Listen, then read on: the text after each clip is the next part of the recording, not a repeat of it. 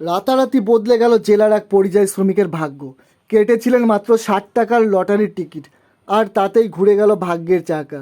মুহূর্তে কোটিপতি হয়ে উঠলেন পরিযায়ী শ্রমিক বিষ্ণু বর্মন। তার বাড়ি দিনহাটা সাহেবগঞ্জ গড়বডাঙ্গা গ্রামে। টিকিটে 1 কোটি টাকা পাওয়ার কথা প্রকাশ্যে আসতেই রীতিমতো আনন্দে মেতে ওঠেন পরিবারের মানুষরা। তবে তিনি দ্রুত সাহেবগঞ্জ থানার দ্বারস্থ হন নিজের সুরক্ষার কথা ভেবে। শুক্রবার বিকেলে কাজের থেকে ফেরার সময় সাহেবগঞ্জ বাজার হয়ে বাড়ি ফেরেন তিনি। সেখান থেকে এক লটারির দোকানে বেচে যাওয়া টিকিট 60 টাকা দিয়ে কাটেন বিষ্ণু। তারপর তিনি জানতে পারেন টিকিটে 1 কোটি টাকা জিতেছেন। এরপরে আনন্দে আত্মহারা হয়ে পড়েন বিষ্ণুসহ পরিবারের সদস্যরা। লটারিজয়ী বিষ্ণু বর্মন জানান, অভাবের সংসারে সচ্ছলতা আনতে মাঝে মধ্যে লটারির টিকিট কাটেন তিনি।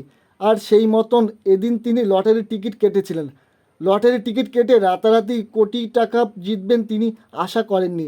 এই টাকার কিছুটা অংশ তিনি কিছু গরিব দুস্থ মানুষদের সাহায্য করবেন, এটা ঠিক করেছেন।